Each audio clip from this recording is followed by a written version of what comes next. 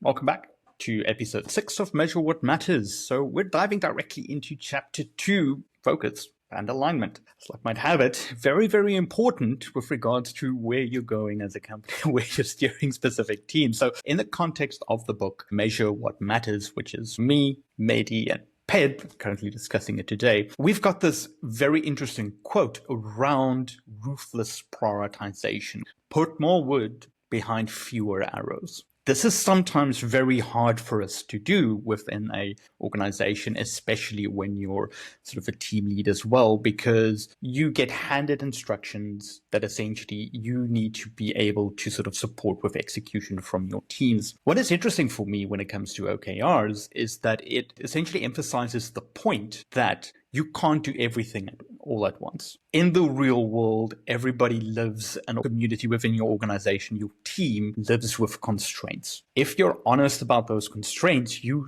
realize that you do need to do some sort of prioritization. Now, the question becomes, how do you do that prioritization? For example, there's a very interesting part of how Google put its sort of like Chrome first push into play. How did they manage the teams? What kind of OKRs were they looking at? And I mean, the constraints there were severe. I mean, you had the browser wars going on at that stage. I mean, browsers were the be-all end-all. This was a massive, massive revenue stream for so many different companies. And on the back of that, you also had the constraint of the 2008 recession that essentially hit as well. So talk about a time to do very, very, very ruthless prioritization. The book goes sort of into that between 2008, 2012, how Google essentially navigated that period as well. And I mean, we all know where that ended up. And say that Chrome is the backbone of most of the browsing engines currently on the internet. But it highlights a very important fact for us. Given a set of constraints that's relevant to us within an organization, to team leads, to team members, to executive board leaders, we need to say no to be able to do the things that matter. And I think OKRs from the book gives us a good primer of how that can potentially be done with some practical examples. And then the question to you would then be, where has saying no to something essentially paid off for you and your team in your past, or maybe even in the near future? Well, I don't know if this aligns exactly to the spirit of saying no in order to focus, but saying no in order to innovate. I have an example from many, many years ago. When I worked for Monster in the US, we acquired the domain and brand for jobs.com. If I'm not mistaken, it was like an $800,000 purchase. And it was basically just, and so back then we were flush with cash and big company growing, et cetera, et cetera. But then the marketing folks and various other people all had these ideas of what to do with it. And while we were waiting for them to formalize what to do, a couple of us techies that kind of had a better idea of what could be done, because all what they were thinking of was mostly in terms of what content do we put up there and how do we make it a call to action, bring people to Monster. And they were thinking more in terms of using it as an advertisement platform, right? To bring people, funnel people into Monster. So what we ended up doing is looking at jobs.com. We said, hey, our competitor at that time, our second biggest competitor was Hot Jobs. There's a whole story about Hot Jobs and Monster's history going back. But at that point, they were a pretty big competitor. And now we own jobs.com. And we kind of looked at each other like, should we? Yeah, okay. So we set up a subdomain called hot.jobs.com. And then we looked at Hot Jobs URL structure and replicated it and basically just, made it so that the search brought you into Monster, et cetera. And we confused the search engines and we basically destroyed Hot Jobs.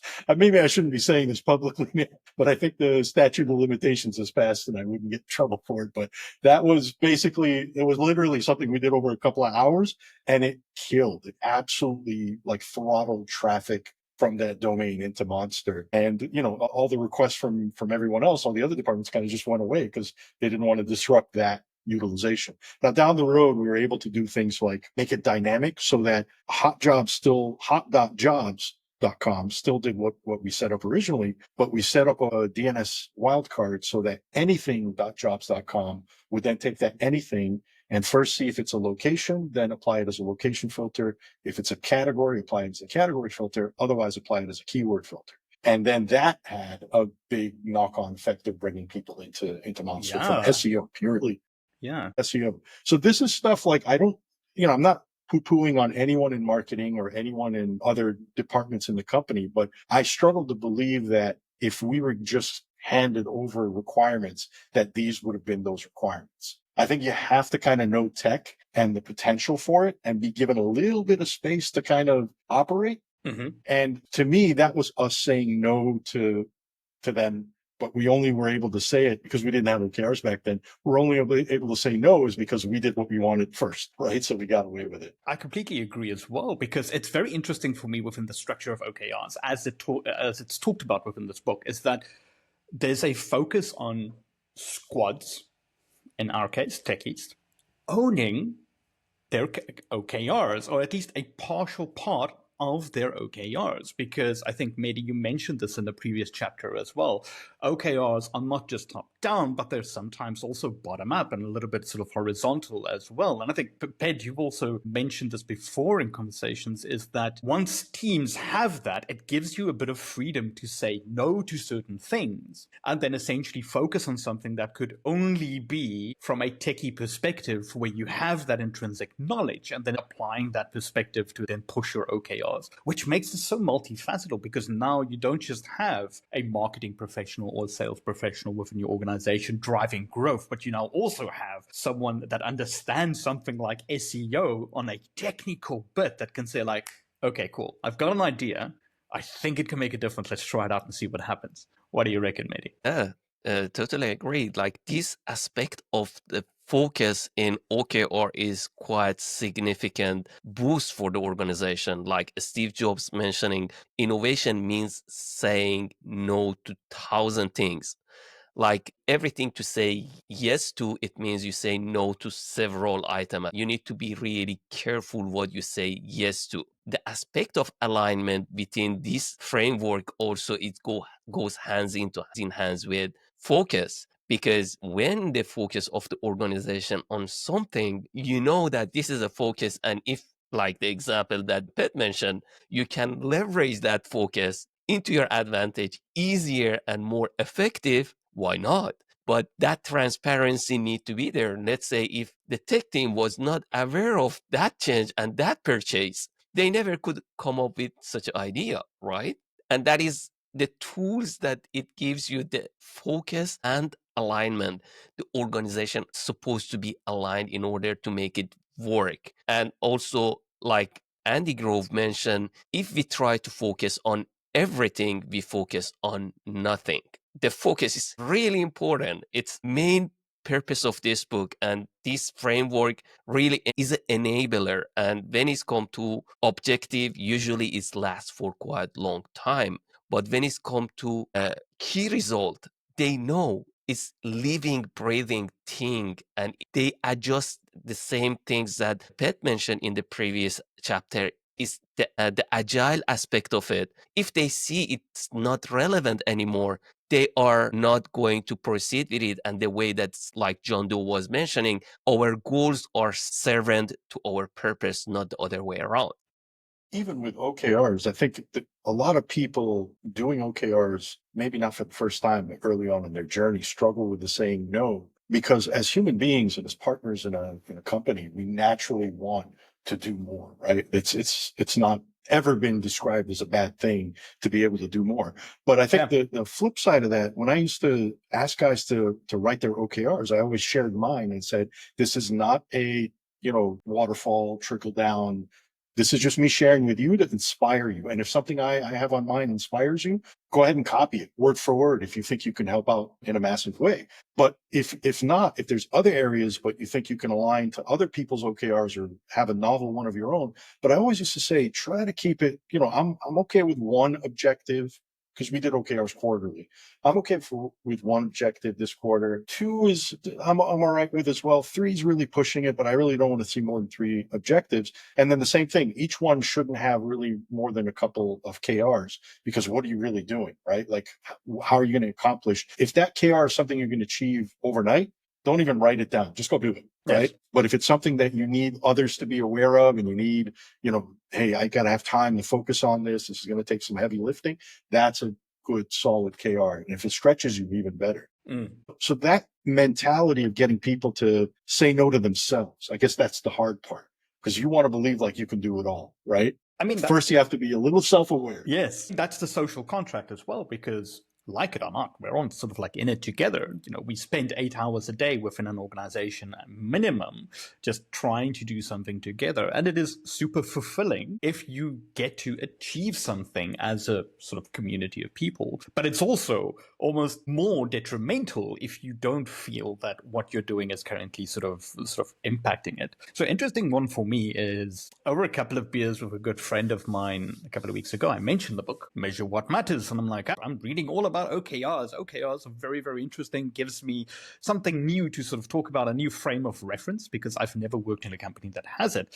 And he looks at me and goes, what's an OKR? And I'm like, well, it's like a KPI. And he's like, okay. And the distinction is, if you were to like formally define it, I was like, okay. So a KPI, KR, and an OKR. And I was struggling with it a little bit until I started sort of like unpacking, getting a little bit further in the book. And because this is the world that I live in, the analogy for me almost came up like, if you're driving a car, KPIs are whatever you see on the dashboard. It's something that's constantly tracked there. It gives you a general indication with regards to what you're currently doing. But a KR essentially gives you the road that you're driving on. It's got a very specific direction, and your objective is the destination that you essentially want to reach. And I think when I broke that down for me as a data professional, I tend to confuse these things quite a lot, but it adds these different levels of abstraction. And you know, it's hard within teams because once you've got a dashboard of 20 KPIs, anything red becomes something that immediately needs to be addressed with that very much a firefighting sort of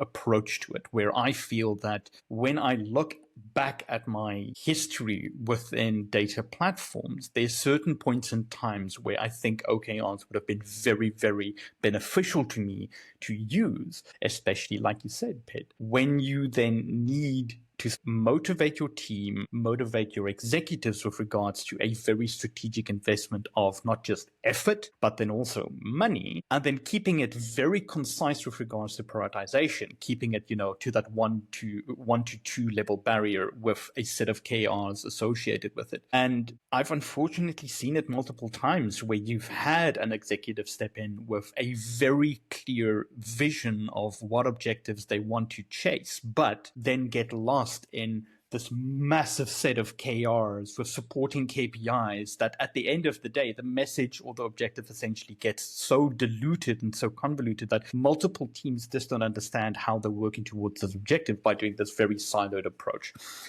So I definitely resonate with you, Dave, with regards to prioritization. It's not just what you're doing, it's what you're measuring while you're doing it. That's also important because you have to drown out the noise because it just takes up so much attention. How have you experienced it, Mehdi? I totally agree. Like when it's come to focus and being really aligned within the organization, it's quite important. And so many organization doesn't really get it well. There is this book called The Four Discipline of Execution by Chris McChensley that describe how what you measure is important. And sometimes what you measure, it's too late for you to make a move on it. Let's say the example that they was mentioning within the book, you want to lose weight. If you weight yourself, it's already too late. If you gain weight, it's already too late. You cannot do anything about it, No, right? now you're shattering my reality. Mehdi, come on.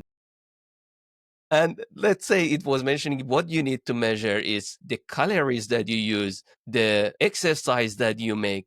And these are the things that you need to measure. And it's the difference between what you are measuring and what is your result. And OKR also really enable you to go that direction, to put your focus on something that give you the objective that you want. And that focus, that laser focus for you, it's quite important that, hey, this is the focus that it give me. This is the alignment that I need from the rest of the organization. Hey, this is the direction.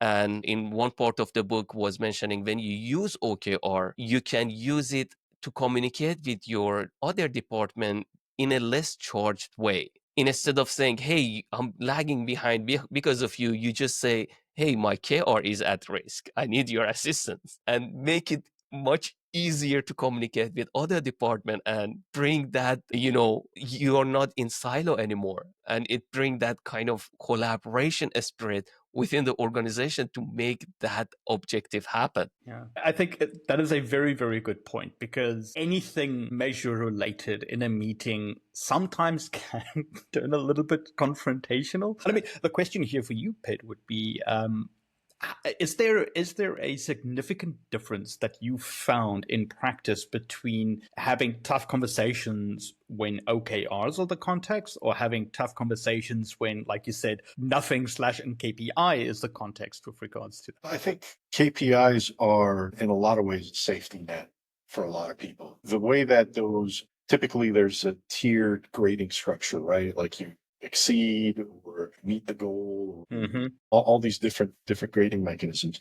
And a lot of people find cover in that they're typically written, those goals are set usually in a way that keeps the individuals safe under most bad outcomes. Whereas with OKRs, we're saying, look, they're aspirational, so expect bad outcomes because they are aspirational, but let's free ourselves to try to hit some of these massive targets by decoupling, like we said before, decoupling compensation or let's say annual appraisals or anything like that away from the OKRs themselves. So I guess the tough part for me, typically, if you look at focus and alignment, it's coming into agreement with all the stakeholders, people in various departments that your work has to align with, on what is really important for you to focus on. And you're going to hurt some feelings. And that's a difficult conversation sometimes, right? Going into the planning, right? So even in those situations, one thing that I would advise people in leadership positions to be aware of, because the book and most people mostly focus on focus and alignment and saying no,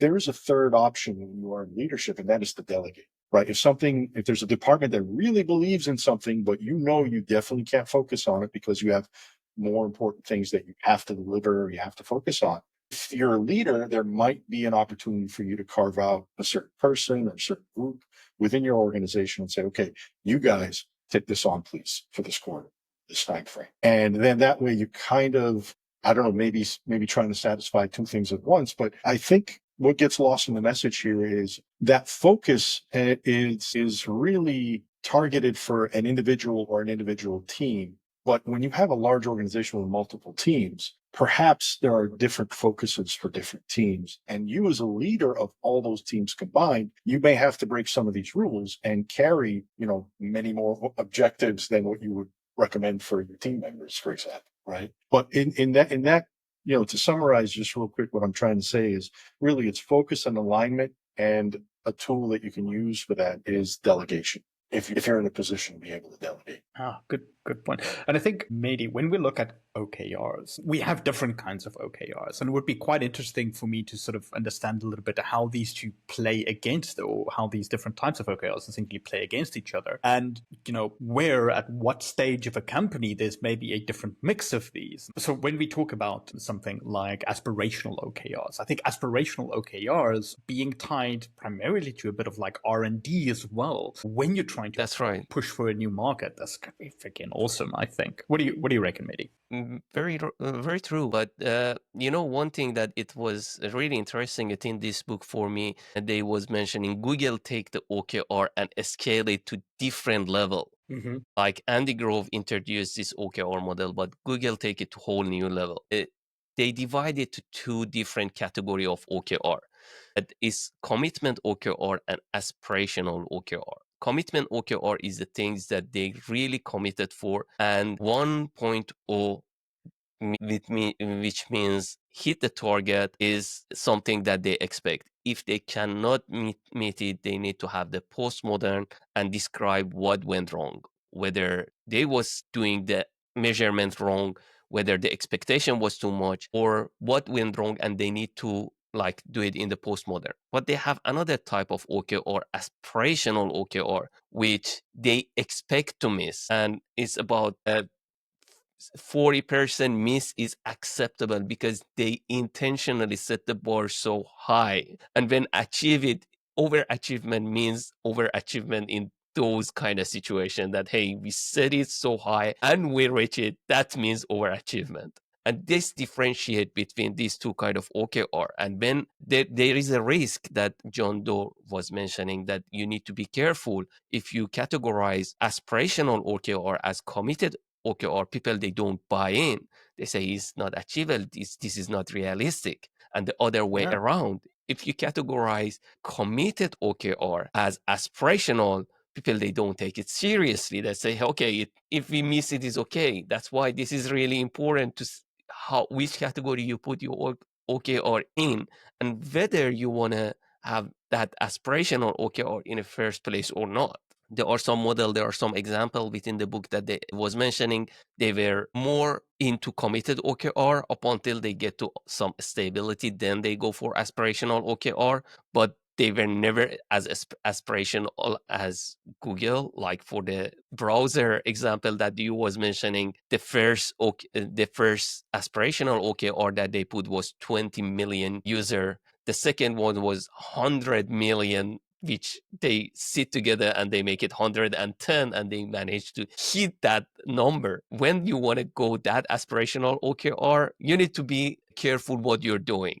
that not disappointing people, not really give them something that, hey, this is not achievable, this is not realistic. Make them understand this is part of the game. We want to set the bar high and see whether we want to achieve it. Agree there. I mean, Ped, have you found a situation where an aspirational OKR just gave this laser focused for the team, where they were like, yeah, we really, really want to do this. Even if we don't make it, holy crap, we really want to give this our focus and see if we could make it happen. Because it would just be cool. I can give a couple of examples.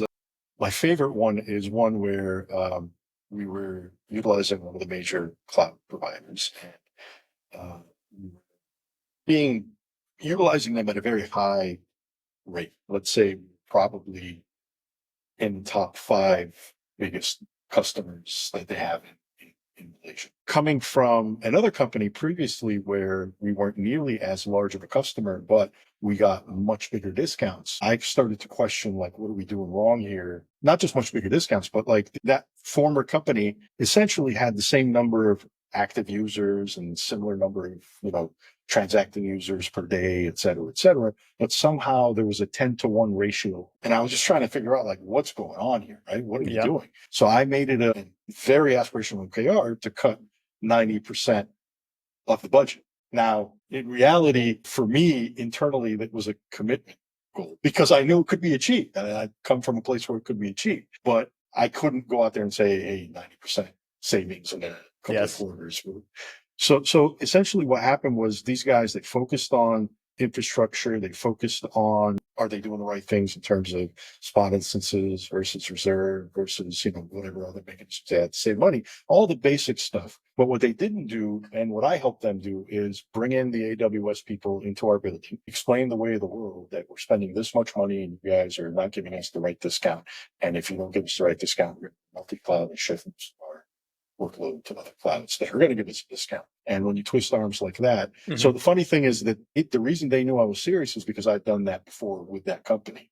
And the way I had done it was I threatened the same thing, but they were like, yeah, whatever. You're never going to, it's too much of a cost. So funny enough, I got in touch with their competitor who happened to be a Formula One sponsor that year. And I think they may still be. And, discussed maybe signing up, and they were like, oh, that's awesome. And as part of their sales and marketing, they asked me to come down to Singapore for the F1 race. And I set up an Instagram account. It's still there, specifically so I can take pictures with this company's logo at F1 saying, thanks so much for, the trip to F1. It's awesome, blah, blah, blah. That Monday after the race, I got a call from our cloud provider saying, good news, we got your discounts approved. So they knew it could be done. And long story short, with these guys, the discount was eventually applied. Our savings weren't exactly 90%. I think they were closer to like 40%. And it took a couple of quarters to get there because it wasn't all through discounts. It was also other things at our disposal that we had to do. And I think that even continued beyond then. It set up a culture of FinOps essentially within the DevOps team. So that's one example. Another example is more towards having this culture of, we said before, bottom up or even horizontal definition of KRs, right? So I work for a company called Photobook. Shout out to Photobook. I love those guys. They had a tough time. I was there around, I think it was 2000 or 2001. I'm getting old. My memory's fading a little bit, but they had a really tough time with some flooding at their factory, right? Big factory, huge facility, very large industrial printing machinery, very, expensive stuff there. And there was a flood and everything got destroyed, and the company could have easily gone down. Easily. I mean, there was insurance, but insurance takes a long time to kick in, and then you lose all your customers who are transacting with you because they're still going to print. They're just going to go to somebody else. Massive disruption in your supply chain, right? Massive, massive disruption to everything, the basis of the company. And what I'm reminded of is how everybody across every single team, after we got over the initial emotional, had to deal with it, right? It's a psychologically difficult thing to realize a company that you've worked for years is at risk of, imploding because of a natural disaster. So after that emotional, dealing with it, we got to a place where, okay, let's just align. Our objective is we survive. Now, everyone do whatever you can. So there were guys like who normally write code, right? They might be in the factory helping me move servers into the headquarters office so we could plug them in there because there's no power in the factory anymore for those servers. There were people who were creating a schedule of loading our jobs onto giant hard drives and taking them to other printing facilities because we didn't have the network capacity at the HQ to move the jobs in between. And everyone did everything. We let our customers know, our leadership team, marketing, the CEO spoke to the customer and said, look, we have to explain, we just had a natural disaster. Please bear with us. And they all stuck with the company. They're like, we'll order even more, just let us know when you're ready. And so having people who are so versed in objectives, I imagine in a KPI world, it would have been a different conversation. Been like, all right, we need to survive. And it would have been a million conversations of what do we do? What should I do? What do you want me to do? What can I do? Right? Like almost none of that happened. Everyone immediate was like, I'm used to writing my own KRs anyway. I know what's missing in this part that I have control over. I'm going to go do that. And when I run out of work, I'm going to go talk to someone else and say, hey, what are your KRs? Well, how can I help you? Right? Like it was, I think OKRs, that's why I love them so much is it was an example of it actually saving a company, like literally saving a company. These are a couple of examples of, where I've seen it be a little bit more difficult or easy one way or the other, but objectives, key results to me, if companies aren't practicing, there's good reasons sometimes where you can't practice it, right? You have other restrictions that you have to abide by. But if companies aren't practicing it where they could, I think they're missing out. It's the alignment component for me, which is so important here as well. It's like, yes, it gives you prioritization, but then that shared understanding, that shared community with everybody sort of pitching in and doing their part to do it is amazing. It's really, really powerful. Yeah, I completely agree. That's a very interesting example with the natural disaster because I'm always stuck in a bit of a data world and I never really think of nature doing her own thing as well. And that's also something that you've got to like really, really pull together to sort of like work around. Right. Absolutely And lovely. also in crisis management that you mentioned, it's Andy Grove also have a quote that bad company destroyed by crisis, good company survive them, and great company improve by them because they bring them together. They really use whatever they have in their arsenal of tools to make things happen and bring them even closer together. This is something that you can see as side effect of OKR. Intel have been in this kind of situation a couple of times and they survive it, I think, because of these tools in their arsenal that they could use and bring people together to use it. I think we've covered this maybe a couple of times in previous episodes maybe as well, but when we talk about something like honest communication, which is for me a foundational element of sort of prioritization, it is so interesting to see that when you are honest to that extent, not just with your employees, but also sort of the clients that you serve, how willing they are, well, not just willing to accept the fact that you're going through some difficulty, but then actually willing to sort of support you through that journey as well. I think we don't normally think about that. We are very biased to be, well, at least I am, to the negative aspect where you guys go like, no, never going to do this. I'm out. Cheers. Goodbye. But if you never put that communication out there, and I think this is for me also one of the cool things about OKRs is that you're able to communicate that it's bound, or the framework or the concept is essentially wrapped up within this communication layer of being very transparent. This is also kind of like very, very cool superpower. Thank you very much for joining us for chapter 2. So we talked a little bit about focus and alignment and the books that you can have a look at is currently on the description field. You can find it, the Goodreads links as well, just below. And we're going to head off into chapter number 3. See you in a moment. Thanks, everyone.